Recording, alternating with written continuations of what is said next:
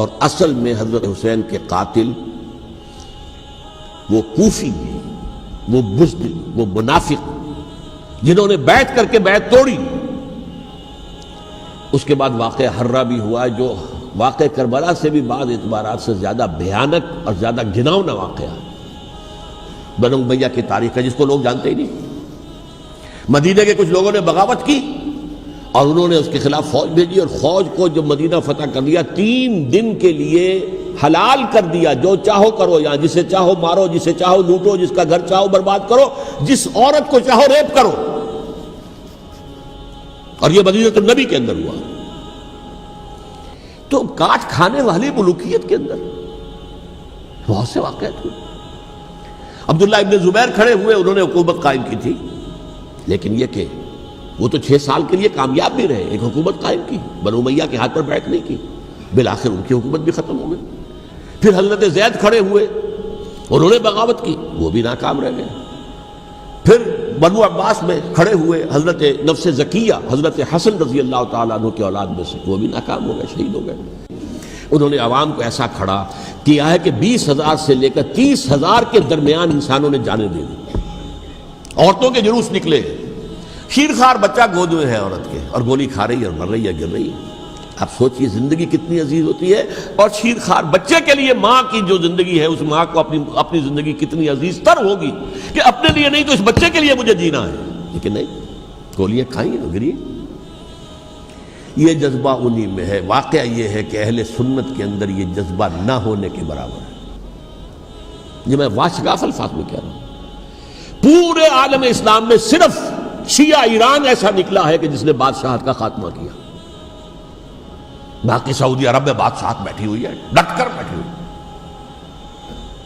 اربوں ڈالر کا ایک ایک محل بنتا ہے ان بادشاہوں کا، اور سنی سن ہے، سن، کوئی حرکت نہیں۔ فرش التراب يضمني وهو غطاء، کہ وہ ایک شخص کا کارنامہ، وہ یہودی فتنہ گر، وہ روح مصدق کا بروز، ہر تباہ ہونے کو ہے اس کے جنون سے تار تار۔ اسی طرح وہ عبداللہ ابن سبا یہودی فتنہ گر۔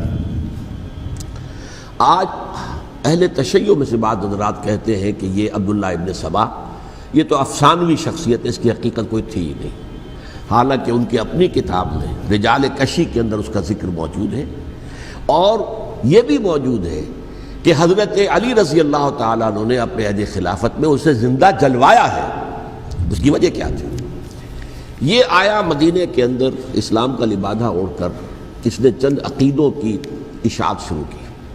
سب سے پہلے حضرت علی تو خدا ہیں، گاڈ انکارنیٹ، اوتار کا تصور، جیسے ہندوؤں میں ہے رام چندر جی خدا کا اوتار، اور عیسائیت میں بھی پہلے گاڈ انکارنیٹ کا تصور تھا کہ حضرت مسیح خدا کا اوتار ہے، انکارنیشن آف گاڈ۔ تو اس نے کہا کہ حضرت علی تو خدا کا اوتار ہے، خدا ہے۔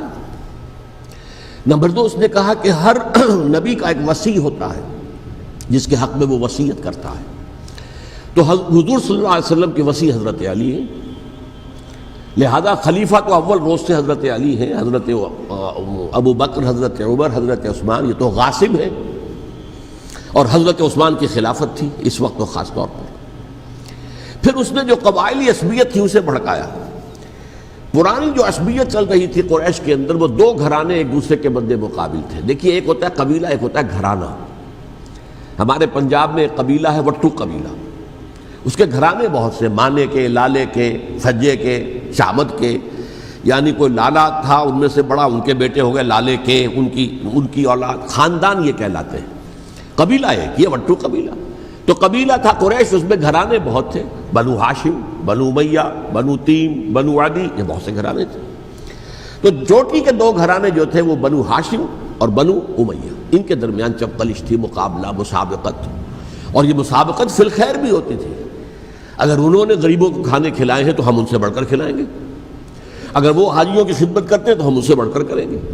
تو ان کے اندر یہ مسابقت فی الخیر بھی تھی، لیکن چپقلش تھی کہ کوئی ہم سے آگے نہ نکل جائے، وہ سمجھتا تھا وہ آگے نہ نکل جائے۔ اس شخص نے اس پرانی عصبیت کو تازہ کیا کہ حضور تو بنو ہاشم میں سے تھے، لہذا خلافت حق ہے بنو ہاشم کا، یہ غاصب ہے۔ اس سے پہلے دو خلفاء جو تھے وہ نہ بنو ہاشم سے تھے نہ بنو امیہ سے تھے۔ حضرت ابوبکر بنو تیم میں سے تھے، چھوٹا قبیلہ تھا۔ حضرت عمر بنی عدی میں سے تھے، وہ بھی چھوٹا قبیلہ تھا۔ یہ حضرت عثمان پہلے خلیفہ جو بنو امیہ میں سے تھے، جن کی پرانی چپکلش بنو ہاشم سے تھی۔ اب اس کو موقع مل گیا کہ پرانی قبائلی عصبیت کو بھڑکائے۔ یہ ہے اصل میں اس فتنے کا پس منظر عبداللہ ابن سبا نے جو آ کر پھیلایا ہے، اور اس کی تفصیل میں اس وقت میں نہیں جا سکتا، کیسے یہ فتنہ پروان چڑھا، کیا انہوں نے اسٹریٹجی اختیار کی، کہ یہ کیا کرتے تھے، گروہ بنا کر بھیجتے تھے لوگوں کو، کوفے میں جاؤ تو وہاں پر دمشق کے گورنر کے خلاف اور مصر کے گورنر کے خلاف الزامات لگاؤ، اس نے یہ کیا، وہ غبن کر گیا، وہ یہ کر گیا، وہ خیانت کر رہا ہے، وہ رشتہ داروں کو پال رہا ہے، اور عثمان کے خلاف بھی تقریریں کرو رضی اللہ تعالیٰ عنہ۔ دمشق میں جاؤ تو کوفے کے گورنر کے خلاف، کیونکہ دمشق کے گورنر کے خلاف بات کرو گے تو لوگوں کو معلوم ہوگا کہ یہ جھوٹ بول رہے ہیں، لیکن یہ کہ وہاں تو تم بات کرو کوفے کے گورنر کے خلاف اور مصر کے گورنر کے خلاف اور حضرت عثمان کے خلاف۔ مصر میں جاؤ تو بات کرو کوفے کے اور شام کے گورنر کے خلاف اور حضرت عثمان کے خلاف۔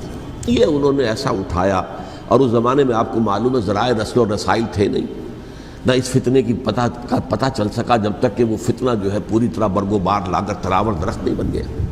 اس کے نتیجے میں حضرت عثمان رضی اللہ تعالیٰ عنہ شہید ہوئے، اور خلیفہ پھر حضرت علی رضی اللہ تعالیٰ عنہ کو انہی سوائیوں نے، جنہوں نے گھیراؤ کیا تھا، جنہوں نے حضرت عثمان کو شہید کیا ہے، یہی حضرت علی رضی اللہ تعالیٰ عنہ کے ارد گرد ہوئے۔ اور حضرت علی رضی اللہ تعالیٰ عنہ بھی نہیں چاہتے تھے خلافت کی بیعت لینا، لیکن آخر کیا کرتے؟ کیا وہ امت کو بغیر خلیفہ کے چھوڑ دیتے؟ حضرت زبیر سے کہا گیا، انہوں نے نہیں مانا، رد کر دی بات۔ حضرت طلحہ سے کہا گیا، انہوں نے نہیں مانا۔ حضرت علی سے کہا گیا، اب عشرہ مبشرہ میں سے یہی تو تھے نا، لہذا انہوں نے تسلیم کر لیا، خلافت ہو گئی۔ لیکن اس کے بعد جو خانہ جنگی ہوئی ہے، اس خانہ جنگی کے نتیجے میں نوٹ کر لیجئے کہ 1,00,000 کے قریب مسلمان ایک دوسرے کی تلواروں اور نیزوں اور برچھیوں اور تیروں سے ختم ہو گئے، ہلاک ہو گئے۔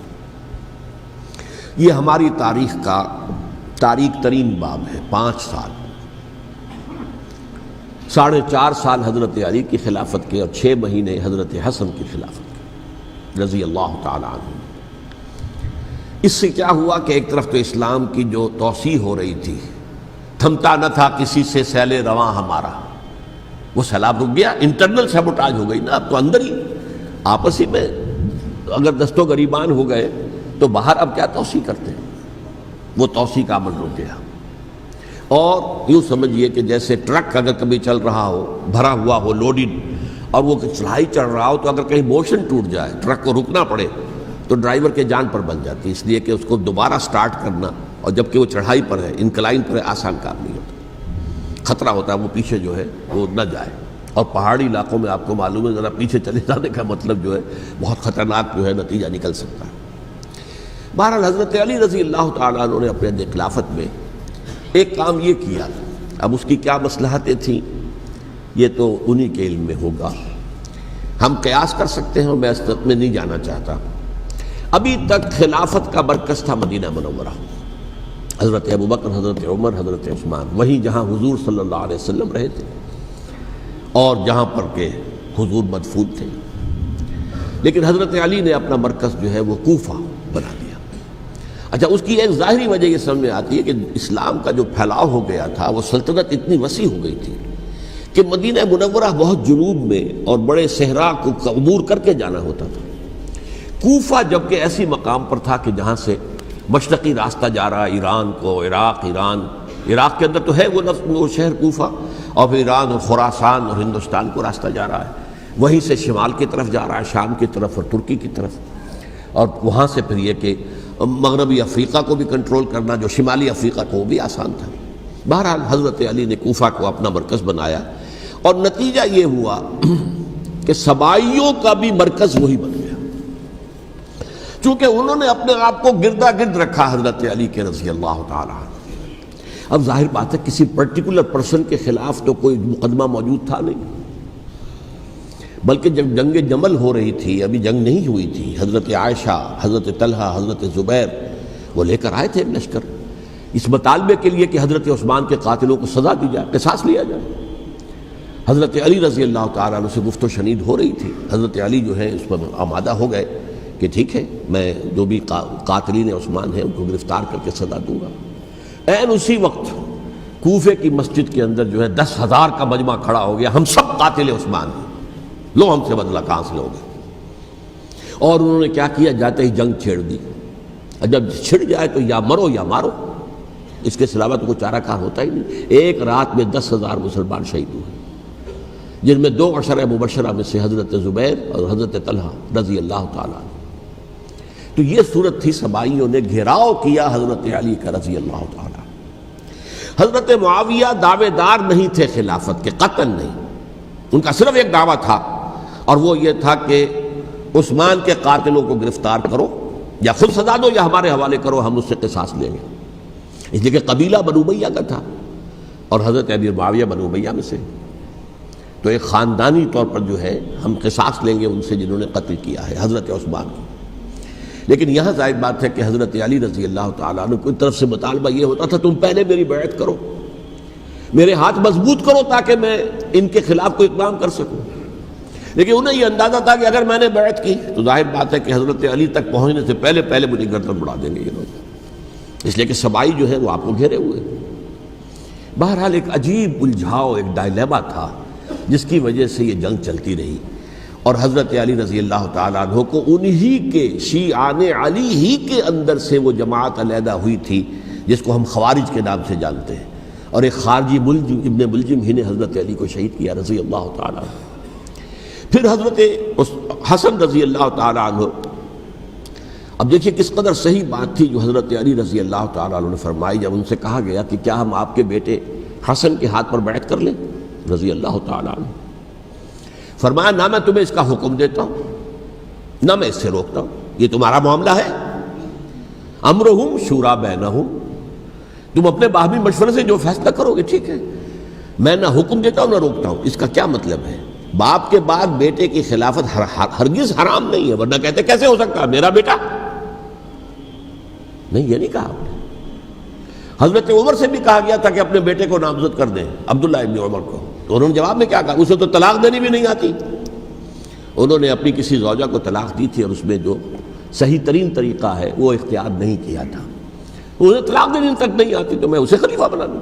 یہ نہیں کہا تھا کہ باپ کے بعد بیٹا خلیفہ نہیں ہو سکتا، یہ تو نہیں تھا، کہیں حرام نہیں ہے، نہ کتاب و سنت میں، نہ کوئی حدیث ہے، نہ کہیں قرآن مجید میں۔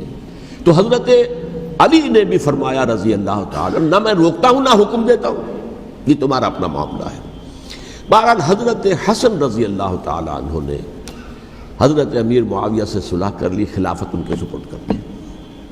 دیکھیے میں حضرت ابوبکر، حضرت عمر، حضرت عثمان، حضرت علی کے ساتھ حضرت حسن کے دور خلافت کو بھی خلافت راشدہ میں سے سمجھتا ہوں، اور تبھی 30 سال پورے ہوتے ہیں اس حدیث کے مطابق کہ حضور نے فرمایا خلافت 30 برس رہے گی، پھر ملوکیت آ جائے گی۔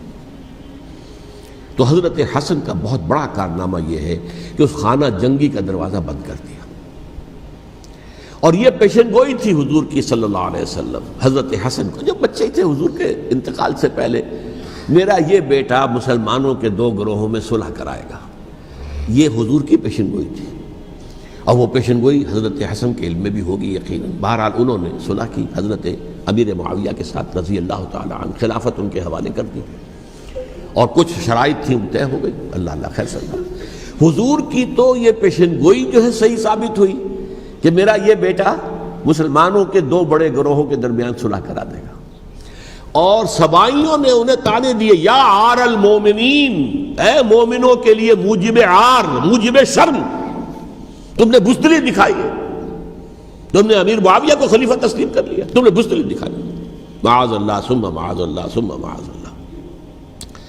اب میں کچھ باتیں حضرت امیر معاویہ کے بارے میں کہنا چاہتا ہوں، اس لیے کہ وہاں اس میں میں نے حضرت معاویہ کے بارے میں یہ تو بہت شدت کے ساتھ کہا تھا، اور میں اب بھی اس پر قائم ہوں اور پوری طریقے سے قائم ہوں۔ میرا مستقل موقف یہی ہے کہ حضرت معاویہ رضی اللہ تعالیٰ عنہ کے دور خلافت کو ہم خلافت راشدہ میں شامل نہیں سمجھتے، اہل سنت میں سے کوئی بھی نہیں سمجھتا. لیکن اس کے ساتھ میں نے حضرت امیر معاویہ کے کچھ مناقب بھی بیان کیے تھے تاکہ پلڑا جو ہے ترازو کا اس کے دونوں پلڑے سامنے آ جائیں. لیکن یہ کہ وہ حصہ میرے اس بیان کا نکال دیا گیا، ختم کر دیا گیا. یہ میں نہیں جانتا کہ اس میں کیا مصلحت دیکھی گئی ہے. اس میں تو کسی کے لیے کوئی معاملہ ایسا نہیں تھا کسی کے جذبات کو جو ہے وہ ٹھیس پہنچانے والا. کیونکہ میں نے کہا وہ خلیفہ راشد نہیں تھے، صاف میں نے کہا، بلکہ وہ دور ملوکیت کا آغاز ان سے ہو گیا ہے.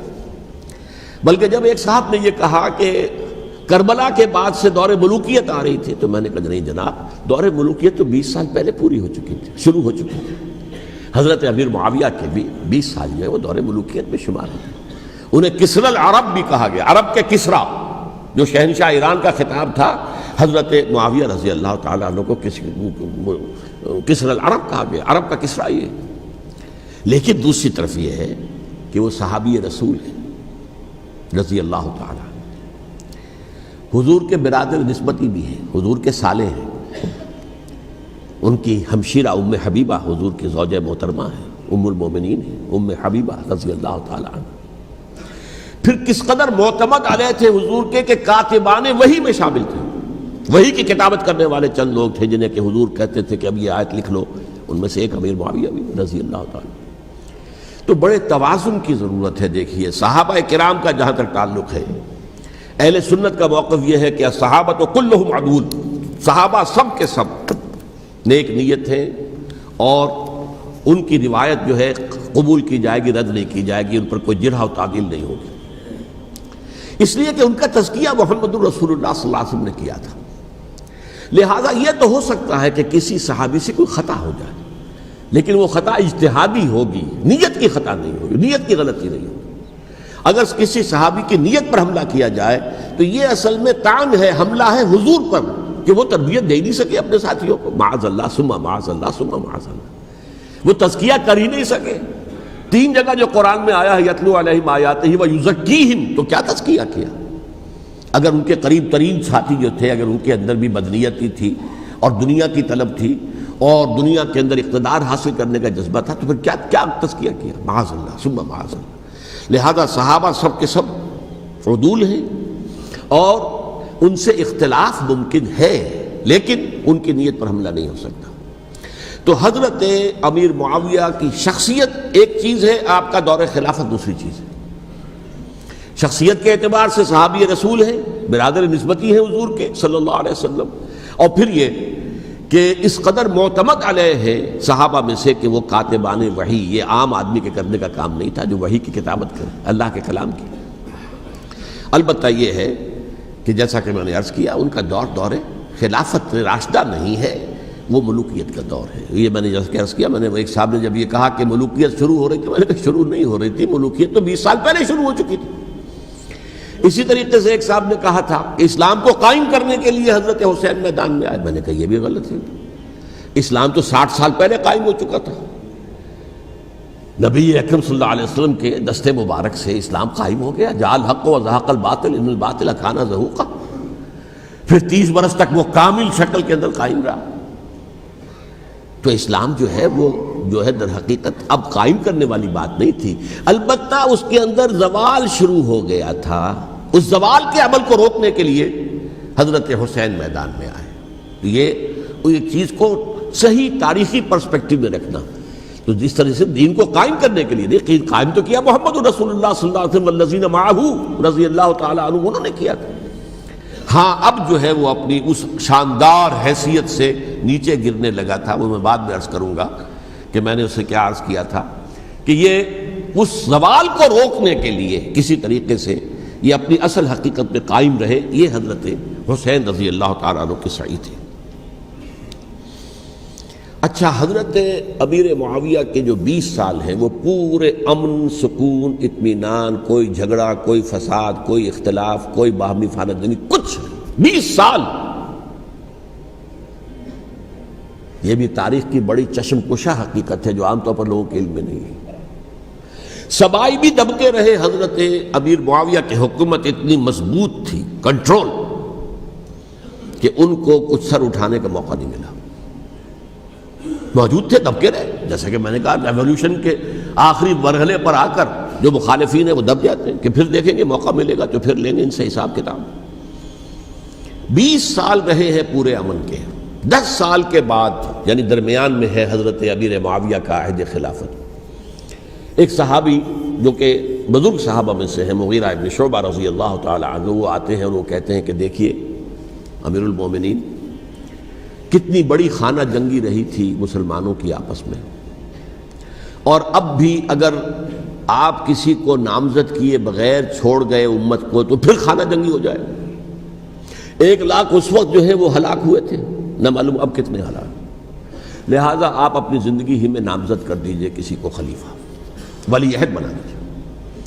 حضرت امیر معاویہ نے ابتداءً جو ہے انکار کیا نہیں، لیکن ان کے دلائل ایسے تھے وزنی، اور میں سمجھتا ہوں کہ وہ بات صحیح تھی جو مغیرہ ابن شعبہ نے کہی، اس لیے کہ اب صحابہ کرام میں سے جو کبار صحابہ تھے وہ تو سب دنیا سے رخصت ہو چکے تھے۔ اب تو یا صغار صحابہ رہ گئے تھے جو حضور کے زمانے میں بچے تھے، حضرت حسن، حضرت حسین، عبداللہ ابن زبیر، یہ بچے ہی تھے نا، یا تو وہ تھے، اور یا بالکل نو مسلم تھے، اور نو مسلموں میں بڑی تعداد وہ تھی جو ایرانیوں کی تھی، شامیوں کی تھی، ادھر کی تھی، ادھر کی تھی، تو ان کو تو ظاہر بات ہے کہ تربیت نبوی سے کیا خلافت راشدہ سے بھی اکثر و بیشتر کو کوئی حصہ ملا ہی نہیں۔ تو اس صورت میں اب وہ اعلیٰ ترین معیار پر حکومت کے نظام کو قائم کرنا ممکن نہیں ہے۔ کوئی قبائلی عصبیت جب تک حکومت کی پشت پر نہیں ہوگی، حکومت مستحکم نہیں ہوگی۔ یہ گویا کہ ایک جس کو کہتے ہیں کہ حقیقت بینی، واقعیت پسندی، ایک آئیڈیلزم ہے اور ایک ریئلزم ہے کہ آپ فیکٹس آن دی گراؤنڈ کو غور کریں، سوچیں اس کے اوپر اور پھر کوئی فیصلہ کریں۔ اس اعتبار سے پھر حضرت امیر معاویہ نے بات مان لی اور بیعت لے لی لوگوں سے حضرت یزید کے لیے کہ یہ خلیفہ ہوں گے میرے بعد، اس کو ولی عہدی کہتے ہیں۔ اچھا، اس وقت 5 افراد ایسے تھے کہ جنہوں نے اس سے اختلاف کیا، یہ بات بہت اہم ہے۔ میرا کتابچہ ہے سانحہ کربلا، اس کے کچھ نسخے آج یہاں ہوں گے، آپ لوگ پڑھیے اسے غور سے اور پھیلائیے تاکہ حقیقت سامنے آئے۔ 5 افراد کون تھے جو ہونے چاہیے؟ ابو بکر فوت ہو گئے، ان کے بیٹے عبد الرحمن ابن ابی بکر۔ عمر فوت ہو گئے، ان کے بیٹے عبداللہ ابن عمر۔ عباس فوت ہو گئے، ان کے بیٹے عبداللہ ابن عباس۔ زبیر فوت ہو گئے، ان کے بیٹے عبداللہ ابن زبیر۔ اور حضرت حسن جو ہے ان کا انتقال ہو چکا تھا، حضرت علی کے بیٹے حضرت حسین رضی اللہ تعالی عنہ مجمعین۔ حضرت حسن کے بارے میں ایک فریق کا کہنا یہ ہے کہ انہیں زہر دے کر ہلاک کیا گیا، اہل تشیع کا قول یہ ہے، جبکہ اہل سنت کہتے ہیں کہ نہیں، وہ اپنی جو بھی طبی موت تھی اس سے ان کی وفات۔ لیکن میں اس میں نہیں جانا چاہتا، اس لیے کہ یہ مائکرو ہسٹری جو ہے نا، وہ تو ایک ایک واقعے کے لیے ادھر کی روایات کیا، ادھر کی کیا ہیں، ان کے پاس کیا دلائل، یہ تو کسی ریسرچ اسکالر کا موضوع ہے، میرا موضوع نہیں ہے۔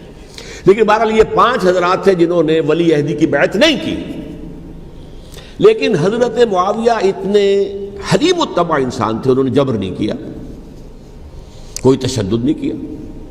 ٹھیک ہے، ولی عہدی کی بیعت نہیں کر رہے، کوئی بات نہیں، میری بیعت تو کی ہوئی ہے نا، ابھی تو میں زندہ ہوں، بات ختم ہو گئی، میری بیعت کو تو نہیں توڑا انہوں نے، فسخ بیعت نہیں کی۔ اس اعتبار سے انہوں نے نہ کوئی تشدد کیا، نہ جبر کیا، نہ کوئی مواخذہ کیا۔ لیکن جب امیر معاویہ کا انتقال ہو گیا، اب ولی عہدی کی بجائے وہ اب خلافت کی بیعت ہوئی، سب لوگوں نے بیعت کر لی۔ ان 5 میں سے ایک فوت ہو چکے تھے، حضرت عبد الرحمن ابن ابی بکر فوت ہو چکے رضی اللہ تعالی۔ 4 تھے، ان 4 میں ایک اختلاف ہوا۔ 2 کی رائے یہ تھی، عبداللہ ابن عمر، عبداللہ ابن عباس، کہ اگرچہ یہ کام غلط ہوا ہے، اسلام کی روح کے منافی ہوا ہے، یہ بادشاہت کی بنیاد پڑ رہی ہے، لیکن یہ بات ایسی نہیں ہے کہ اس کی بنا پر ہم خانہ جنگی شروع کروا دیں، امت کے اندر خون خرابہ کروائیں، فساد کروائیں۔ لہذا انہوں نے بیعت کر لی۔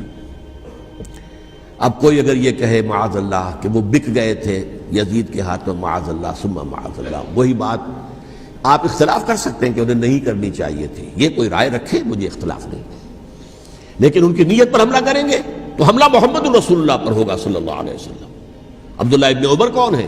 کتنی حدیثیں ان سے جو ہے وہ منقول ہیں، عبداللہ ابن عباس کون ہے؟ جنہیں حضور نے جو ہے جن کے لیے دعا کی تھی، اے اللہ فقہہ فی الدین وعلمہ التاویل، اے اللہ اس نوجوان کو دین کا فہم عطا کر اور قرآن کی تاویل اور تفسیر کا علم عطا کر، حبر الامہ کہلاتے ہیں۔ وہ کہیں پیسوں اور ٹکوں کے عوض بک جانے والے نہیں تھے، انہوں نے امت کی مصلحت دیکھی، نیت جو ہے اس پر حملہ نہ کیجیے، البتہ اختلاف کا حق آپ کو حاصل ہے۔ دو حضرات جو ہے ڈٹے رہے کہ نہیں، ہمیں کم وٹ میں ریزسٹ کرنا ہے۔ عبداللہ ابن زبیر عمر کے اعتبار سے وہ بڑے ہیں، مسلمانوں میں سب سے پہلے ولادت مدینے میں جا کر جو ہوئی ہے وہ عبداللہ ابن زبیر کی ہوئی ہے۔ ہجرت کر کے جب مہاجرین وہاں پہنچے، کچھ عرصے تک کسی کے ہاں کوئی اولاد نہیں ہوئی، تو لوگوں نے تانے دینے شروع کر دیے کہ معلوم ہوتا ہے کہ یہاں آ کر یہ مکے کے رہنے والے جو ہیں کمزور ہو گئے ہیں، ان کے ہاں اولاد ہی نہیں ہو رہی۔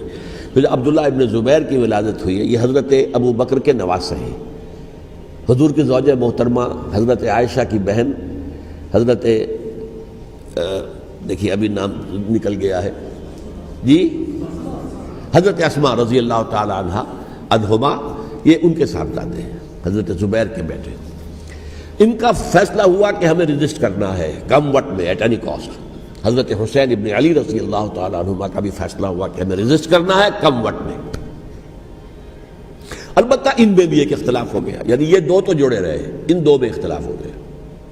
عبداللہ ابن زبیر کا کہنا یہ تھا کہ ہمیں حجاز میں رہنا چاہیے، یہ سرزمین ہے جس میں نبوت کی برکات سب سے زیادہ ہیں، یہاں ہم مضبوط قلعے کے اندر ہیں، ہمیں یہاں سے جو ہے رجسٹ کرنا چاہیے اور ختم کرنا چاہیے اس نظام کے اندر جو خرابی آ گئی ہے اس کو۔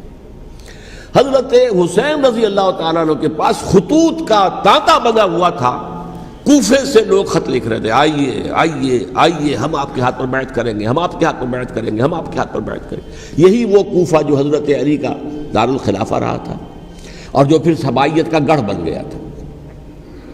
چنانچہ حضرت حسین نے حضرت مسلم بن عقیل کو بھیجا وہاں پر کہ میرے نمائندے کی حیثیت سے جا کر وہاں پر بیعت لو۔ 10-12 ہزار افراد نے بیعت کر لی، لیکن اس کے بعد یزید کی طرف سے گورنر بنا کے بھیجا گیا ابن زیاد کو۔ ابن زیاد نے آ کر جو تشدد کیا اور سختی کی تو سب کے سب بیعت توڑ کر اور سب منحرف ہو گئے۔ مخلصین تو وہ تھے نہیں، الکوفی لایوفی، کوفی جو ہے وہ تو کوئی وعدہ وفا کرنے والا ہوتا ہی نہیں، بیعت توڑ دی۔ فمن نقص فانما ينقص على نفسه، بیعت کے بعد بیعت توڑ دینا بہت بڑا گناہ ہے، توڑ دی۔ ادھر اطلاع مل گئی حضرت حسین کو، چل چکے تھے وہ، راستے میں تھے کہ وہاں تو مسلم بن عقیل شہید ہو گئے اور سب لوگوں نے بیعت توڑ دی۔ اب واپس جانا چاہتے تھے، لیکن مسلم بن عقیل کے بیٹے جو ہے اڑ گئے۔ یہ عرب کی اپنی ایک جو ہے پرانی ان کی حمیت اور ان کا قبائلی نظام کہ اب ہم اپنے والد کے خون کا قصاص لیے بغیر نہیں جائیں گے۔ حضرت حسین رضی اللہ تعالیٰ عنہ کی مروت اور شرافت کہ یہ میرا ساتھ دینے کے لیے آئے تھے، اب میں ان کا ساتھ نہ دوں تو یہ تو شرافت اور مروت کے خلاف ہے۔ کہا اچھا چلو چلتے۔ وہاں جا کر بھی عین اپنے میدان کے اندر بھی حضرت حسین رضی اللہ تعالیٰ عنہ نے 3 چیزیں پیش کی ان کوفیوں کے لشکر کے خلاف۔ سب سے بڑا لشکر کے اندر سب سے بڑے تو کوفی تھے جنہوں نے بیعتیں کی ہوئی تھی حضرت حسین کے ساتھ۔ دیکھو مجھے جانے دو واپس حجاز کی طرف، یا مجھے سرحدوں پر بھیج دو تاکہ میں کافروں کے ساتھ جنگ کرتے ہوئے اپنی جان دے دوں، یا مجھے یزید کے پاس جانے دو، میں اپنا معاملہ اس سے طے کر لوں۔ لیکن کوفیوں کو یہ گوارا نہیں تھا۔ اگر یہ یزید کے پاس پہنچ گئے تو ہمارا کچا چٹھا بیان کر دیں گے کہ مجھے تو ان لوگوں نے ورغلا کر بلایا تھا۔ اس لیے کہ دیکھیے حضرت امیر معاویہ کے 20 سالوں کے دوران میں بتا چکا ہوں، ان کی حکومت اتنی مستحکم تھی کہ اس کے خلاف کوئی فتنہ اٹھانا ممکن نہیں تھا۔ اب چونکہ ایک چینج اوور ہوا تھا، اور چینج اوور میں آپ کو معلوم ہوتا ہے کہ ایک جس کو کہتے ہیں every thing is in the melting پاٹ، ابھی تو یہ درمیان کے اندر معاملہ ہے، تو انہیں موقع ملا، سر اٹھایا حضرت حسین رضی اللہ تعالیٰ عنہ کو، جو خطوط لکھے جس کے کہ تھیلے کے تھیلے اور بوریوں کی بوریاں بھری ہوئی حضرت حسین کے ساتھ تھی، وہ کہا کہ آئیے ہم آپ سے بیعت کریں گے۔ انہوں نے نہیں مانا، اور اصل میں حضرت حسین کے قاتل وہ کوفی ہیں، وہ بزدل، وہ منافق، جنہوں نے بیعت کر کے بیعت توڑی، اور اب وہ آ گئے کہ اگر یہ حسین رضی اللہ تعالیٰ عنہ بچ کر کہیں یزید کے پاس پہنچ گئے تو پھر ہمارا کچا چٹھا جو ہے وہ سامنے آ جائے گا اور ہماری پھر شامت آ جائے گی، لہذا انہوں نے قتل کیا حضرت حسین کو رضی اللہ تعالیٰ عنہ۔ ایک بات جو علامہ ڈاکٹر قلب صادق نے فرمائی، اور میرے علم میں یہ بات پہلے نہیں تھی، وہ یہ کہ حضرت حسین کے قتل کا فتویٰ ایک بہت بڑے مفتی نے دیا تھا۔ یہ بات بھی ذرا سمجھ لیجیے، حضرت حسین رضی اللہ تعالیٰ عنہ کے قتل کا فتویٰ ایک بہت بڑے مفتی نے دیا تھا۔ کیوں دیا تھا؟ اس لیے کہ حضور کی احادیث موجود ہیں کہ جب ایک شخص کی ایک خلیفہ کی بیعت ہو جائے تو دوسرا اگر کھڑا ہو تو اسے قتل کر دو، کھلی حدیث۔ اسی لیے ایک بہت بڑے مفسر بھی ہیں، فقیہ بھی ہیں، قاضی ابن العربی رحمۃ اللہ علیہ، ایک ابن عربی ہیں الف لام کے بغیر، ابن عربی، وہ بہت بڑے صوفی ہیں، فلسفی ہیں، اندلس کے ہیں۔ یہ قاضی ابن العربی ہیں جنہوں نے قرآن کی ایک تفسیر لکھی ہے اس اعتبار سے کہ صرف ان آیات کی تفسیر جن سے کہ فقہی احکام جو ہیں ان کا استنباط ہوتا ہے۔ یہ دو تفسیریں اس طور سے لکھی گئی ہیں قرآن مجید کی، احکام القرآن ان کا نام ہے دونوں کا، جن میں سے ایک جو ہے قاضی ابن العربی کی ہے۔ ان کا ایک جملہ نقل ہوتا ہے، قتل الحسین بسیف جدہ، حسین قتل ہو گئے اپنے ہی نانا کی تلوار سے۔ وہ تلوار کیا تھی؟ جب کسی کی بیعت ہو چکی ہو پھر کوئی کھڑا ہو مدعی خلافت، قتل کر دو۔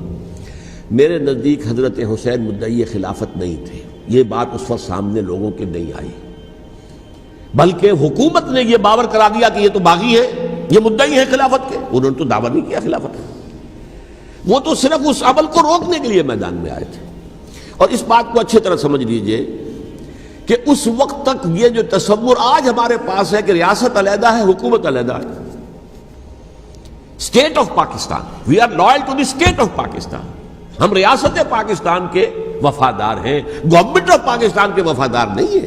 وی are not loyal to the government. Government تو کبھی بے نظیر کی تھی، ہم اس کے خلاف تحریک چلا رہے تھے، یا کبھی کسی اور کی تھی اس کے خلاف تحریک چل رہی ہے، یا کبھی ضیاء الحق کی تھی اس کے خلاف تحریک چل رہی ہے۔ گورنمنٹ کو بدلنا تو عوام کا حق ہے، آج، اس وقت نہیں تھا۔ اس وقت ریاست اور حکومت کا کوئی فرق نہیں تھا، لہذا جو حکومت سے اختلاف کرے گویا کہ باغی ہے۔ یہ ہے اصل میں وہ پیچیدہ مسئلہ کہ کیوں کسی مفتی نے فتویٰ دے دیا، اس لیے کہ اس وقت تک ریاست اور حکومت کا فرق واضح نہیں تھا دنیا پر۔ یہ تو ابھی کوئی 100-150 سال کی بات ہے کہ آج ہمارا جو پولیٹیکل سائنس کا ایولیوشن ہوا ہے وہ اس اسٹیج تک پہنچ گیا ہے کہ اسٹیٹ علیحدہ ہے، حکومت علیحدہ ہے۔ حکومت تو اسٹیٹ کے 3 آرگنز میں سے ایک آرگن ہے، ایڈمنسٹریشن حکومت کی ہے، جوڈیشری ہے اور لیجسلیچر ہے، 3 آرگنز ہیں بڑے بڑے، ان میں سے ایک ہے۔ تو حکومت کو بدلنا تو عوام کا حق ہے، چاہے وہ ووٹ کے ذریعے بدلے، چاہے ایجیٹیشن، اگر پرامن ایجیٹیشن ہے اس سے حکومت کو بدلنے کا حق حاصل ہے دستوری طور پر ہر اعتبار سے۔ اس وقت یہ نہیں تھا، لہذا صورتحال یہ بن گئی کہ حکومت وقت نے باور کرا دیا مسلمانوں کو، ورنہ سوچئے نواسۂ رسول کو قتل کرنا کوئی آسان کام تھا؟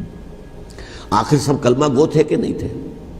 کلمہ گو تو تھے نا، اور حضور سے عقیدت اور محبت میں کمی، لیکن یہ کہ فتویٰ اگر ایک بہت بڑے مفتی کا، جو کہ حضرت علامہ ڈاکٹر قلب صادق صاحب نے فرمایا، مجھے اس مفتی کا نام بھی معلوم نہیں، کہ ایک مفتی ہی کا فتویٰ تھا وہ، جس کے بنا پر اب ان لوگوں نے حضرت حسین کو قتل کیا، اور یہی وجہ ہے کہ انہوں نے پھر خیموں کو بھی آگ لگا دی۔ وائی؟ حالانکہ دیکھیے اگر دشمنی کا انتقام ہوتا تو حضرت علی بن حسین جو بیمار تھے، جو بعد میں زین العابدین رحمۃ اللہ علیہ کے نام سے پھر یہ اہل تشیع کے چوتھے امام معصوم ہیں، حضرت علی، حضرت حسن، حضرت حسین، اور پھر حضرت علی بن حسین زین العابدین رحمۃ اللہ علیہ، کیا ان کو بھی قتل کر دیتے؟ حضرت حسین کی نسل ہی ختم ہو جاتی، لیکن نہیں کیا۔ آگ کیوں لگائی؟ آگ اس لیے لگائی کہ وہ جو ڈاکومنٹری پروف ہے ہماری غداری کا یزید کے خلاف حضرت حسین کو جو ہم نے دعوت دی، وہ جو ڈاکومنٹری پروف خطوط کی شکل میں موجود ہے وہ ختم ہو جائے، ڈسٹرائے ہو جائے۔ اس کے لیے انہوں نے خیموں میں آگ لگائی۔ بہرحال یہ ہے تاریخی پس منظر، یہ اسی سبائی فتنے کا تسلسل ہے جس نے سب سے پہلے حضرت عثمان کی جان لی رضی اللہ تعالیٰ عنہ، 5 سال تک مسلمانوں میں خانہ جنگی رکھی، حضرت علی کو پھر شہید کیا، اور اس کے بعد جو ہے 20 سال حضرت امیر معاویہ کے تو سر نہیں اٹھا سکے، لیکن پھر جب ایک چینج اوور ہو رہا تھا تو اس وقت انہوں نے موقع غنیمت سمجھا کہ اب کھڑے ہو جاؤ اور اب دوبارہ ایک فتنہ جو ہے اس کو امت کے اندر پیدا کر دو۔ اچھا، اس معاملے میں ایک بات جو میں نے وہاں کہی کہ ہمارے ہاں شاعرانہ جو مبالغہ آمیزی ہے، یہ میری گفتگو کا حصہ انہوں نے حذف کر دیا ہے، اور میں نے ایک سنی شاعر بہت بڑے عالم جن کے حوالے سے آج بھی میری تقریر ہوگی خالق جناح ہال میں، مولانا محمد علی جوہر کے ایک شعر کے حوالے سے کہا کہ قتل حسین اصل میں مرگ یزید ہے، اسلام زندہ ہوتا ہے ہر کربلا کے بعد۔ میں نے کہا بالکل محمل شعر ہے، اسلام مرا ہی نہیں تھا، زندہ ہونے کا کیا سوال؟ اور اگر کسی درجے میں مزمحل یا زخمی ہوا تھا تو وہ تو رہا، کربلا کے بعد بھی رہا، یزید کی حکومت بھی رہی، بنو امیہ کی حکومت بھی چلی، کوئی تبدیلی تو نہیں آئی۔ یہ کیا کہہ رہے ہیں؟ اسلام زندہ ہوتا ہے کربلا کے بعد؟ میں نے کہا اسلام مرا نہیں تھا۔ جیسے میں نے یہ کہا کہ ملوکیت جو ہے وہ اب شروع نہیں ہوئی، ملوکیت تو 20 برس پہلے شروع ہو چکی تھی حضرت امیر معاویہ کے، لیکن ظاہر بات ہے کہ حضرت حسن نے، حضرت حسین نے اس کو قبول کیا، اور حضرت حسین نے تو پھر 10 سال تک ولی عہدی جو تھی چاہے بیعت نہیں کی لیکن اس کے خلاف میدان میں آ کر چیلنج تو نہیں کیا۔ اس اعتبار سے یہ معاملہ جو ہے اسلام زندہ ہوتا ہے کربلا کے بعد، یہ بے تکی بات ہے۔ ہاں، حضرت شاہ اسماعیل شہید رحمۃ اللہ علیہ کی اگر میں تشبیہ کو، تمثیل کو سامنے رکھوں تو اسلام کی عمارت 6 منزلہ ہے، 6ٹھی منزل ٹاپ کی وہ گر گئی، 5 منزلیں انٹیکٹ تھیں، اسلام مرا نہیں تھا۔ عدالت میں شریعت کے مطابق فیصلے ہو رہے تھے، قاضی تھے، مفتی تھے، شریعت نافذ تھی، اسلام کہاں مرا تھا؟ جبکہ خود کہہ رہے ہیں علامہ کلب صادق کے ایک مفتی کے فتوے سے ہی حضرت حسین کو قتل کیا گیا۔ اب وہ مفتی کی رائے، اس کی بدنیتی ہو، جو بھی ہو، وہ جانے، اللہ جانے، لیکن عام مسلمان کیا کرے؟ اس پہلو سے اسلام مرا نہیں تھا۔ ہاں، ایک منزل گر گئی تھی، وہ گری رہی، 1000 برس تک گری رہی، یہاں تک کہ آ کر مغربی امپیریلزم نے اس کے گرایا، ملوکیت کا معاملہ ختم کیا، اور وہ جبرین ملوکیت دوسری آ گئی، ورنہ وہی بادشاہی چلی ہے۔ بلکہ دور بنو امیہ میں وہ بادشاہی پوری طرح اس نے بالوں پر نہیں نکالے تھے، اصل بالوں پر تو اس نے نکالے ہیں دور بنو عباس میں آ کر، اور پھر سلاطین جو ہے ترک، جو ترک خلفاء ہے، ان کا بھی بادشاہت تھی، اور کیا تھا، وہ خلافت تو نہیں تھی۔ تو یہ تو اسلام میں جو بھی نقص واقع ہو گیا تھا، کبھی واقع ہو گئی تھی، وہ جو کی تو برقرار رہی، اس کو بھی تسلیم کیا۔ میں اللہ کا شکر ادا کر کے کہتا ہوں کہ دونوں حضرات، دونوں شیعہ دانشور اور بڑی اعلیٰ سطح کے جو شیعہ عالم تھے، انہوں نے اس بات کو تسلیم کیا اور میری اس بات کو چیلنج نہیں کیا۔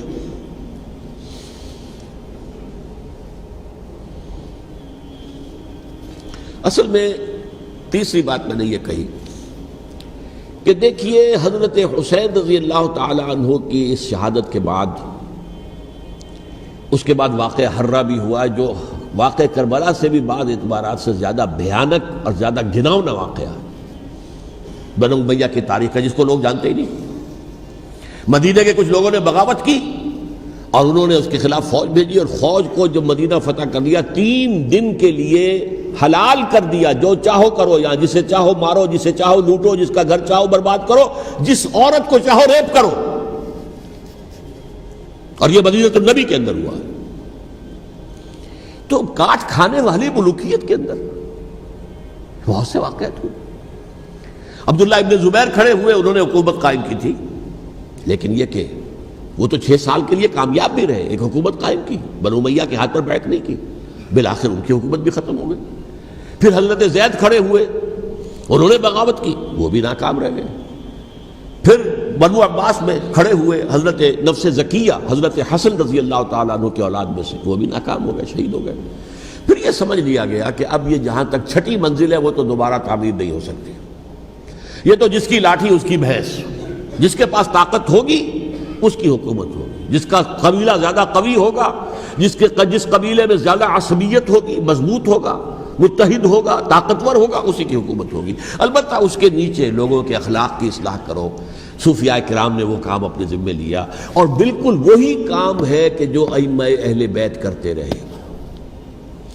حضرت حسن کی اولاد میں پھر حضرت علی بن حسین رضی اللہ تعالی، حضرت حسین کی اولاد میں پھر امام محمد باقر، امام محمد جعفر صادق، اور اس کے بعد بھی 5 اور، کسی نے بغاوت نہیں کی۔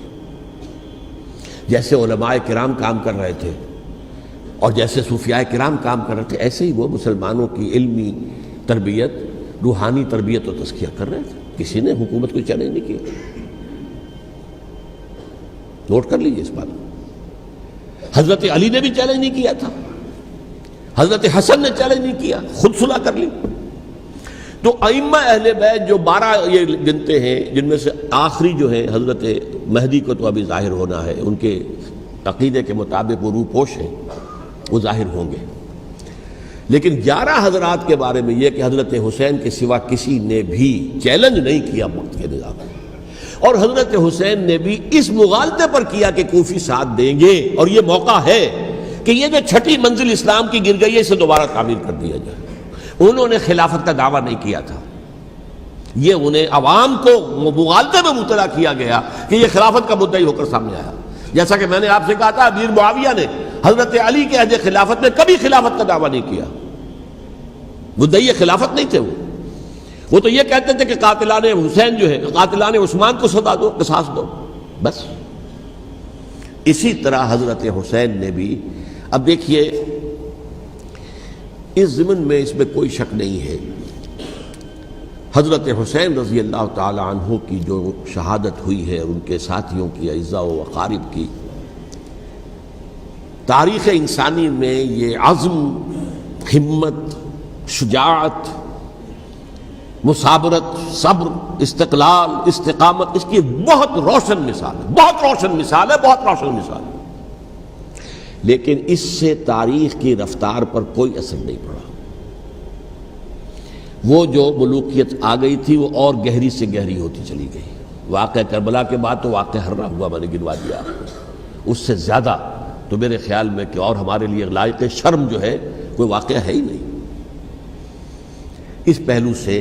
لیکن حضرت حسین کا ایک، اب ان کو یہ کہ میں مطلب یہ کہ اگر میں ان کے ہاتھ پر بیعت کر لیتا ہوں، جو کہ اس وقت سامنے موجود تھے، کہ یزید کی بیعت تمہارے ہاتھ پر کرتا ہوں، تو گویا کہ اپنے آپ کو سرنڈر کر دیتے۔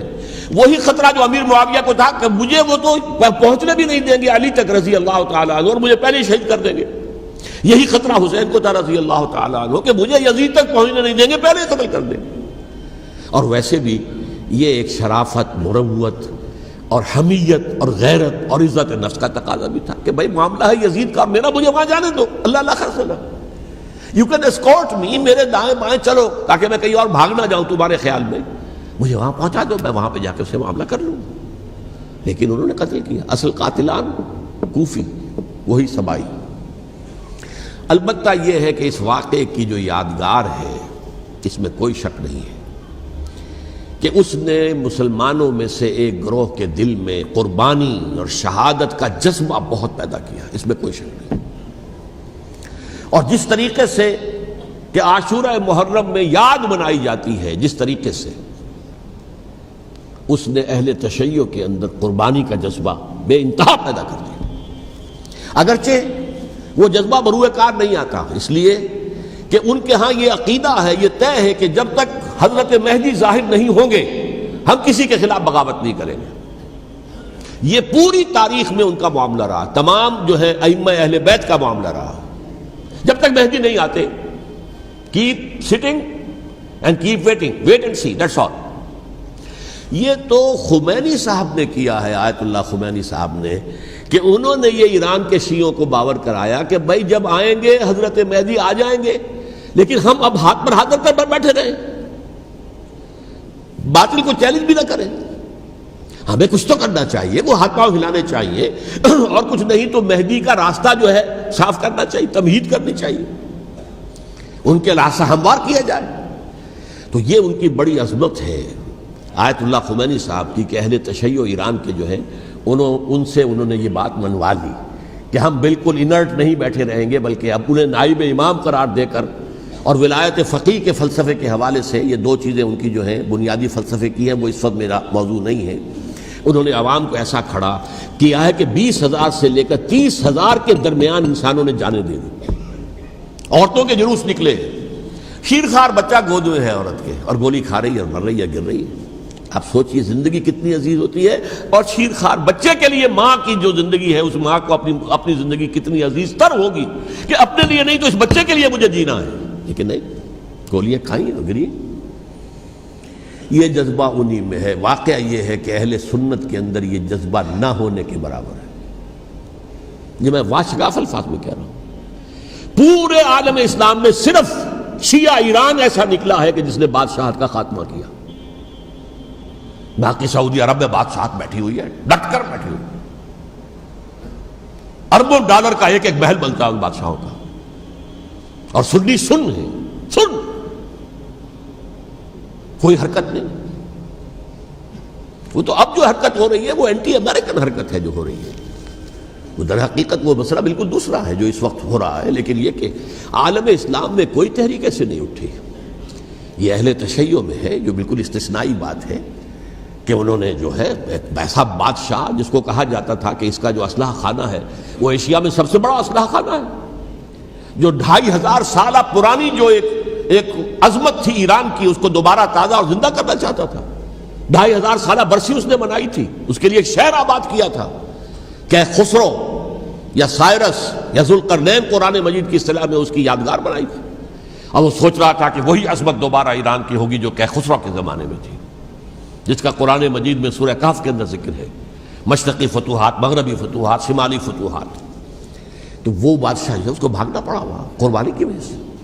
تو یہ جو ہے واقعہ کربلا نے، اس میں کوئی شک نہیں ہے کہ ایک ایسی مشعل روشن کی ہے جس کو کہ ہر شخص کو دیکھنا چاہیے۔ یہ بھی انسان، جیسے کہ اقبال نے ایک شعر کہا تھا غالب کے لیے، فکر انسان پر تیری ہستی سے یہ روشن ہوا ہے، پرے مرغ تخیل کی رسائی تاک ہو جا۔ تو فکر انسان پر حضرت حسین کی قربانی سے یہ واضح ہوا ہے کہ انسان کس حد تک جا سکتا ہے قربانی دینے کے لیے اپنے کسی مقصد کے لیے۔ مقصد ان کا جو تھا، میں نے اسی لیے آیت پڑھی تھی، معاذ اللہ ثم معاذ اللہ۔ میں ایک آخری بات جو کہہ رہا ہوں وہ نوٹ کر لیجئے۔ ایک خاص انتہائی نقطۂ نظر کے عام کیے جانے کی وجہ سے سنیوں میں بھی ایک انتہائی رد عمل پیدا ہوا ہے، ایکسٹریم رائٹسٹ سنیز۔ اگر ایک طرف سے حملہ کیا گیا ہے حضرت عثمان کی نیت پر، ان کو خیانت کا الزام لگایا گیا، ان پر اقربا پروری کا الزام لگایا گیا، حضرت ابو موسیٰ شریف پر خیانت اور غداری کا الزام لگایا گیا، یہ ساری چیزیں اگر صحابہ کرام کے اوپر ہوئی ہیں، امیر معاویہ پر، امیر اور عمرو بن العاص پر، تو جواب میں کچھ لوگ کھڑے ہو گئے۔ حضرت علی وہ اقتدار کے طالب تھے، معاذ اللہ ثم معاذ اللہ ثم معاذ اللہ۔ یہ اہل سنت کا موقف نہیں ہے۔ حضرت حسین اقتدار کے طالب تھے، ہرگز نہیں، ہرگز نہیں، ہرگز نہیں۔ وہی اصول جو میں نے بتایا تھا سب کے لیے لاگو رہے گا، وہ امیر معاویہ کے لیے ہے تو حضرت علی کے لیے بھی، حضرت حسین کے لیے بھی ہے۔ یہ نیک نیت ہے، آپ ان کی کسی رائے سے اختلاف کر سکتے ہیں لیکن ان کی نیت پر حملہ نہیں کریں گے۔ نیت پر حملہ کریں گے آپ کا ایمان بالرسالت جو ہے وہ مجروح ہو جاتا ہے۔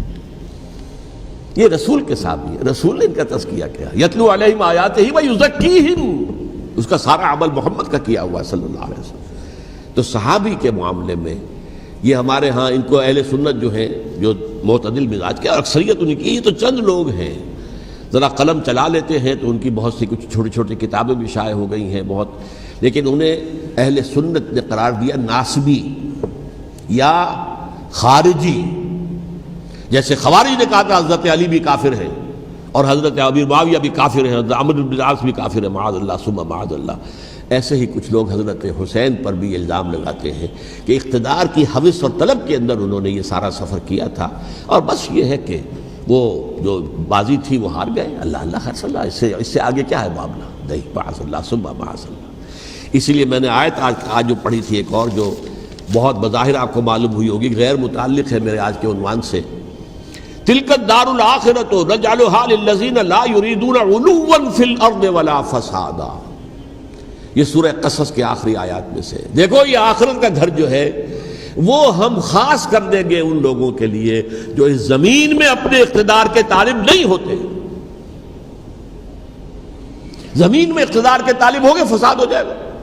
تم بھی طالب میں بھی طالب، جھگڑا ہوگا، لڑائی ہوگی، دنگا ہوگا، فساد ہوگا. تلک الدار الآخرۃ نجعلھا للذین لا یریدون علوا فی الارض ولا فسادا. جو لوگ زمین میں اپنے اقتدار کے طالب اور اس کے نتیجے میں فساد پیدا کرنے والے نہیں ہیں، ان کے لیے ہم نے آخرت کا گھر خاص کیا ہے. والعاقبۃ للمتقین، اور عاقبت جو ہے، انجام کار، آخرت جو ہے وہ تو متقیوں کے لیے ہے. اسی میں آئیں گے سب صحابہ کرام، خواہ وہ حضرت علی ہے رضی اللہ تعالیٰ عنہ، اور خواہ وہ حضرت امیر معاویہ ہیں، حضرت عثمان ہیں رضی اللہ تعالیٰ عنہما، خواہ حضرت حسن ہیں، حضرت حسین ہیں رضی اللہ تعالیٰ عنہما، خواہ عبداللہ ابن زبیر ہیں، خواہ عبداللہ ابن عباس ہیں، خواہ عبداللہ ابن عمر ہیں رضی اللہ تعالیٰ عنہم اجمعین. اس اصول کو سامنے رکھ کر اختلاف آپ کر سکتے ہیں کسی سے بھی، لیکن کسی کی نیت پر حملہ کریں گے تو اصل میں آپ کا ایمان بالرسالت مجروح ہو جائے گا. علی کو نبی اکرم صلی اللہ علیہ وسلم نے اپنا نائب بنا کر چھوڑا تھا جب غزوہ تبوک میں جا رہے تھے مدینے میں.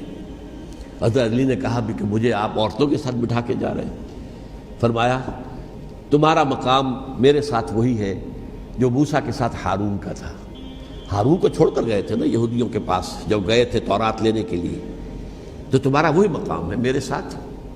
تو یہ حضرت علی ہے رضی اللہ، ان کے بارے میں میرا، ان کی کیا عظمت میری نگاہ میں. تو یہ 3 کتابچے ہیں، مجھے نہیں معلوم تیسرا یہاں ہے یا نہیں ہے. بہرحال آپ لوگوں کو ریکمینڈ کر رہا ہوں کہ ان کا مطالعہ کریں. اب یہ کہ آخری بات یہ کہ اصل ہمارے کرنے کا کام کیا ہے. دیکھیے کیوں نہیں کیا کسی نے بھی خروج کا معاملہ، وہ میں واضح کر چکا ہوں. بغاوت نہیں کی، کیوں؟ ایک تو ریاست اور حکومت میں فرق نہیں تھا. ذرا کھڑا ہو اور وہ باغی قرار پائیں گے، واجب القتل ہو جائیں گے، فتوے کی زد میں آ جائیں گے. یہ معاملہ تھا. اور دوسرے یہ کہ عمارت پوری گری نہیں تھی، ایک منزل گری تھی نا. آج ہم کہاں کھڑے ہیں؟ پوری عمارت گری ہوئی ہے.